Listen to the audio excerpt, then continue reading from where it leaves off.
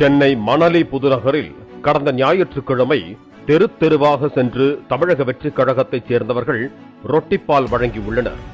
வடிவுடையம்மன் நகரில் ரொட்டிப்பால் வழங்கிய போது ஏராளமான சிறுவர் சிறுமிகள் வரிசையில் நின்று வாங்கிச் சென்றனர்.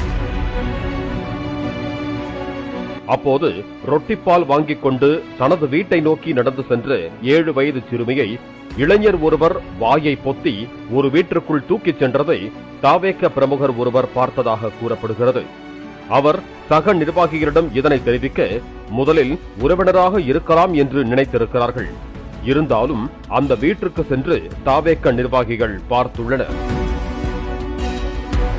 உள்பக்கமாக கதவு பூட்டப்பட்டிருந்ததால் கதவை தட்டி இருக்கிறார்கள். சிறுமியின் தந்தையும் அக்கம் பக்கத்தினரும் அங்கு வந்துவிட உள்ளே இருந்து அந்த இளைஞர் மட்டும் வந்திருக்கிறார். சிறுமியை வாயை பொத்தி தூக்கிச் சென்றது ஏன் என்று கேட்டபோது முதலில் தான் யாரையும் தூக்கி வரவில்லை என்று மறுத்துள்ளார். கஞ்சா போதையில் இருந்த அந்த இளைஞரை மீறி சிறுமியின் தந்தை வீட்டிற்குள் சென்று உள்பக்க கதவை திறந்து பார்த்தால் வெளிச்சம் இல்லாத அறைக்குள் சிறுமியின் அழுகுரல் கேட்டுள்ளது.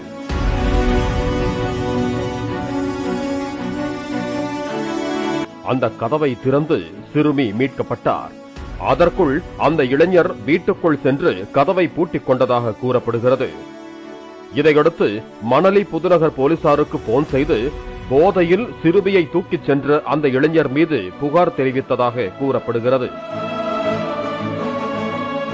ஞாயிற்றுக்கிழமை விடுமுறை தினம் என்பதால் போதிய போலீசார் பணியில் இல்லை என்று ஒரு காவலர் கூட அந்த போதை இளைஞரின் வீட்டுக்கு செல்லவில்லை.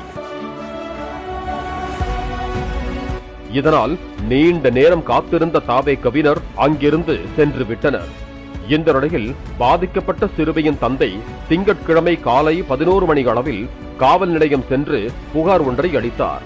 அதில் தனது மகளை வாயை பொத்தி தூக்கிச் சென்ற அந்த இளைஞர் தான் சொல்கிறபடி அமைதியாக இருக்காவிட்டால் மணியை எடுத்து அடித்து கொலை செய்து விடுவேன் என மிரட்டி அடைத்து வைத்திருந்தான் என்று தெரிவித்தார். இதையடுத்து நிலைமையின் விபரீதத்தை உணர்ந்த போலீசார் உடனடியாக அவனை தேடி வீட்டுக்கு சென்றனர். விசாரணையில் அவன் அதே பகுதியில் வாடகை வீட்டில் வசித்து வரும் 23 வயதான முரளி என்பதும் மனைவி பிரசவத்திற்காக அம்பத்தூரில் உள்ள தாய் வீட்டுக்கு சென்றிருக்கும் நிலையில் அவன் தனியாக இருப்பதும் தெரிய வந்தது.